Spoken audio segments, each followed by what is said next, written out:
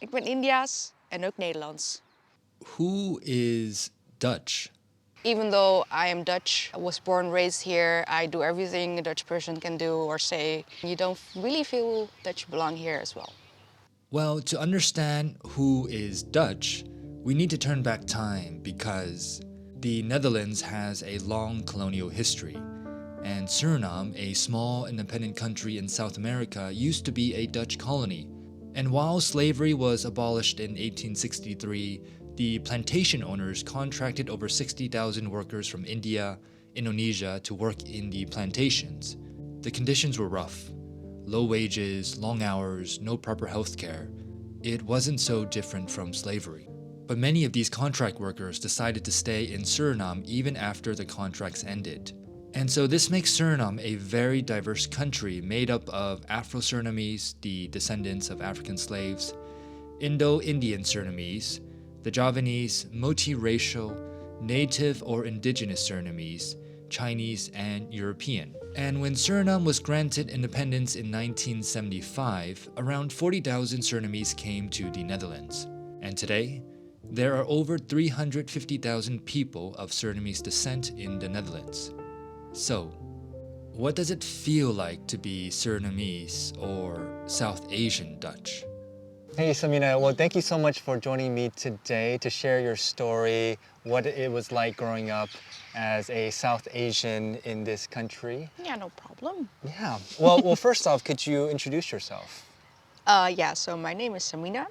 I'm 27 years old and I would say South Asian, Indian from, my ethnicity, and I live in The Hague.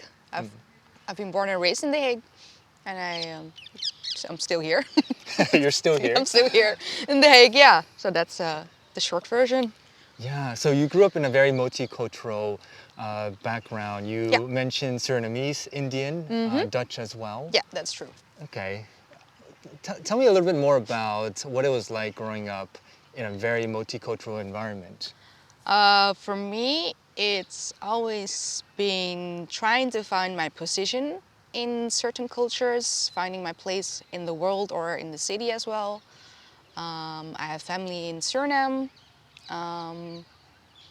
where I would go on vacation and also have my youth over there for a little bit, and then I would come back here and everything was just a bit more modern, multicultural as well. Trying to find your position in this Yeah, world. exactly. What do you mean by that?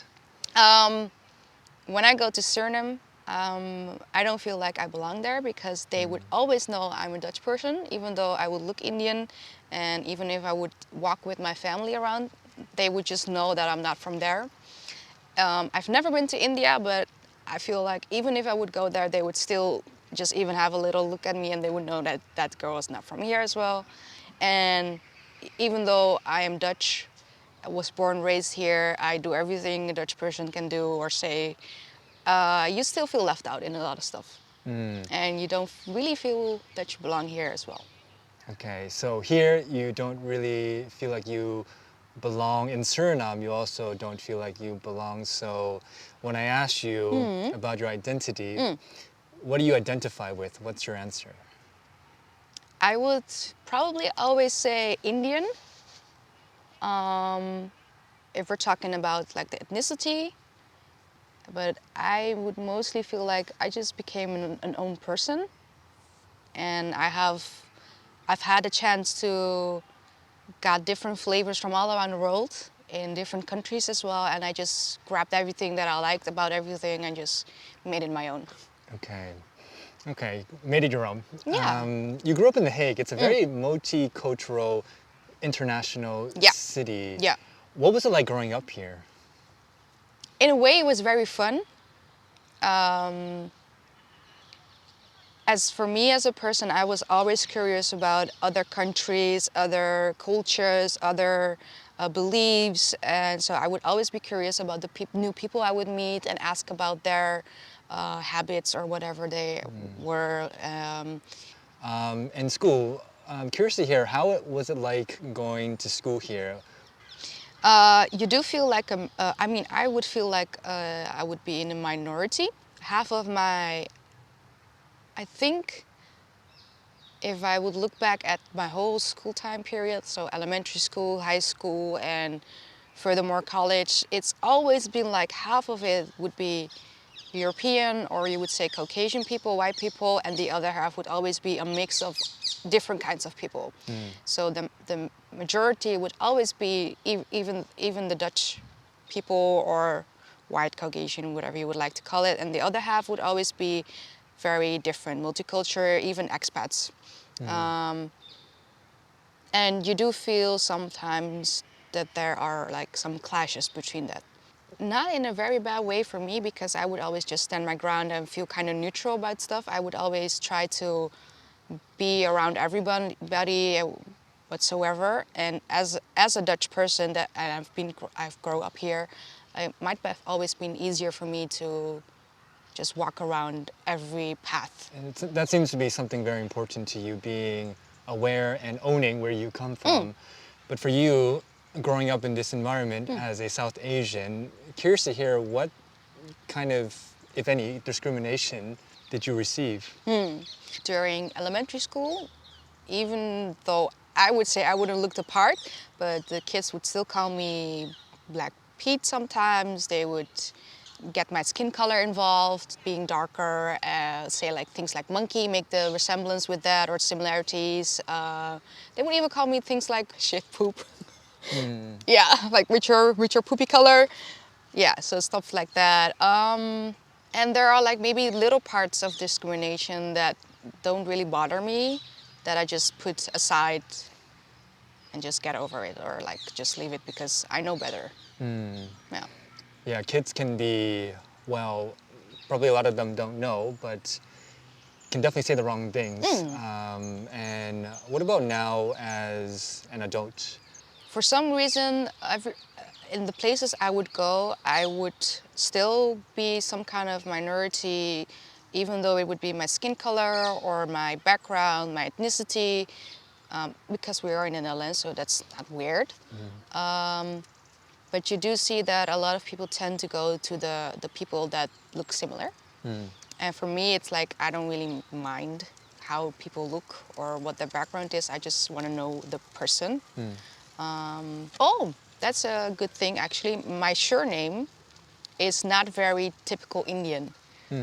So I feel like, I mean, I can't assume, but I've noticed people not picturing a girl like me when they call me, like let's say in a doctor's office or whatever, and they would always say my first and last name different or like wrong, and I always have to like correct them.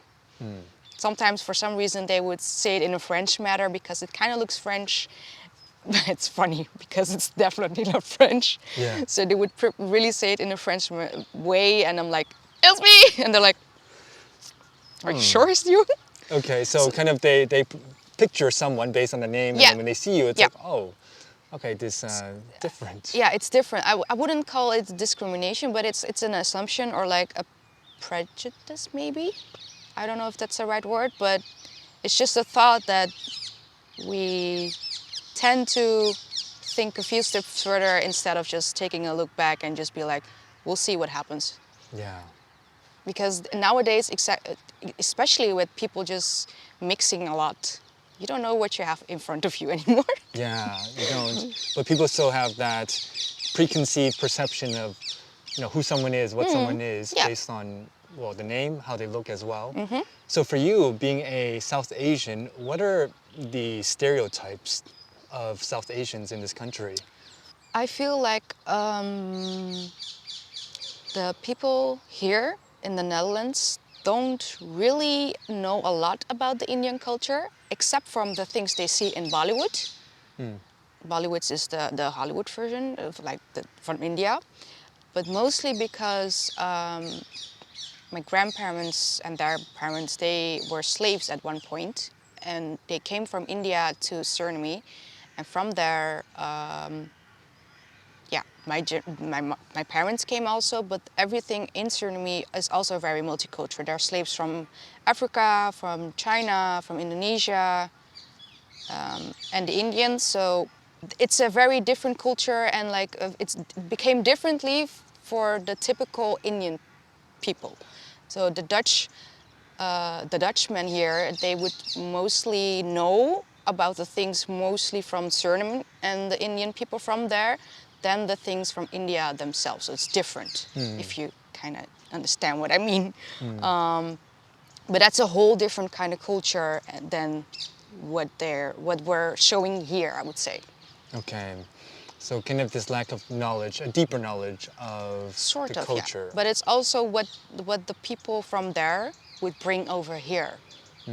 Yeah, and I always feel the need to correct people when they would ask me from, oh, you're Hindustans or you're from Suriname, toch? Something like that. I'm like, nah, I was born and raised here. My parents are from there, but my roots, my ethnicity is Indian. Okay. And they're like, But there are, I mean, when you think about this country, I believe there are about 1 million people here of Asian background. So that's like 5-6% of the population. Yet there are still these stereotypes of, a Dutch person, of course, being, tall, blonde. And for you, being a South Asian Dutch person born here, and your parents coming from a different culture, how was that like, that relationship between you and your parents? Suriname used to be a colony of the Netherlands, so a lot of influence has already been brought over there. So they already knew how to speak Dutch. There were some things that they were already familiar with because it was the Dutch way already. But they still remained in their own beliefs. My parents come from an Islamic background, so that's one culture with their rules and whatever you want to have, which also made a big part in my upbringing. But also they're Indian, and it was all meshed coming here. And they had to find a way to combine the three of them actually. So being Muslim, being Indian, but also with a Suriname culture or background, and just coming here in the Netherlands and trying to find a way in the Western society and raising a child here, because they were used and brought up very differently than me. It was much more strict and just very mainlandish, I guess. And kind of, that strict upbringing, did that present with you some challenges? Yeah. Up to the point that we're around 19 years, I just left home. Yeah. There was no freedom as a girl, as a woman. You're being treated very differently in the culture as an Indian as well. There are a lot of things you cannot do or not allowed to do. Sometimes even with the Islam also, but that's a different discussion.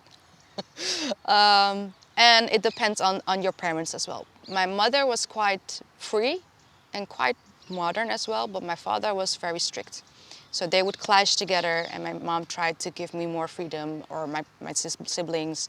And at some point I was so unhappy, and I wasn't asking a lot, just to get out sometimes. I mean, I wasn't even able to bring people at home sometimes, or it would have been like a whole anxiety and like a whole meet-up presentation for myself before I tried to like even ask them something, because I already knew the answer was no, but it was still a preparation, like, okay, we gotta do this. But how? But how? How can I convince my parents? Yes. Yeah, so they come from a different background, more strict. You want your freedom. When I bring up the word success, what does success mean for your parents? And second one, how does that differ from your definition? Yeah. I feel like at the beginning, or like maybe 10 to 15 years ago, for my parents, it was mostly being stable, having a lot of materialistic stuff like money, having a good job. Good job basically means, that you'll be able to provide for your parents at a certain age as well. They are actually, I feel like the South Asian culture sometimes have the tendency to rely on their children as when they get older and are not able to do stuff, that they'll be able to go to their children and they will provide for them. But now, and I think it's because my parents also have learned a lot from us, but also from their surroundings, therapy also, that success is different for everyone. And now I feel, and they also say it like, I just want you to be happy. That's a very huge improvement, especially in the, for South Asian or even Asian culture. So I'm actually very thankful for that. Okay, well, Yeah. that's good to hear that they want you to be happy as parents. Speaking of parents, you grew up in a multicultural environment, different generations. When I bring up the word role models, what kind of role models did you have growing up?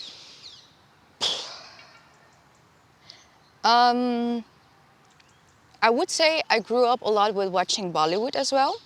But at a certain age, I was just not into it anymore. Sometimes I do look back and watch old movies. I wouldn't say I really had a certain person or individual that I saw as a role model. But I think I got a lot of influences through that as well. But yeah, sure, still in the Dutch culture, you have the TV that influences you, your people around you. And I always try to surround myself with people that I feel comfortable with and for me are good people. And I have a last question for you. If you had one message to tell Dutch people of any color about, a message to them, given your background as a South Asian, what kind of message would you want to deliver? You cannot make everybody happy. You don't know how much time you have left on this earth, or maybe even in reincarnation. I don't know, whatever you believe in, it's all fine. I would just say, just try to make the most of it. And even though I have still like traumas and wounds to heal with my parents, I, in my way, still try to make things as friendly as possible so that when the time comes that they're not there anymore, I wouldn't look back with regrets. And that's not only for my parents, but it's for my whole life, for everything. Being happy is, I think, and being healthy the most important. Okay. Well, what I'm hearing is, like, despite what color you may be, what background, that we as humans, what we want in our lives is happiness. Yeah, I feel so. Yeah, I think so. I mean, it's something we all try to achieve, I feel like. Everyone does it in their own way. And happiness also comes in different types, forms. Well, thank you so much for sharing, and hope you have a life full of happiness. Yes, thank you. You too. The Netherlands has a long colonial history. And today, the Netherlands is shaped by those descendants of former colonies and other migrants who brought their culture, food, music, knowledge, skills, memories. These are all part of Dutch society today. And this is what makes up all that is unique and beautiful about Dutch culture today.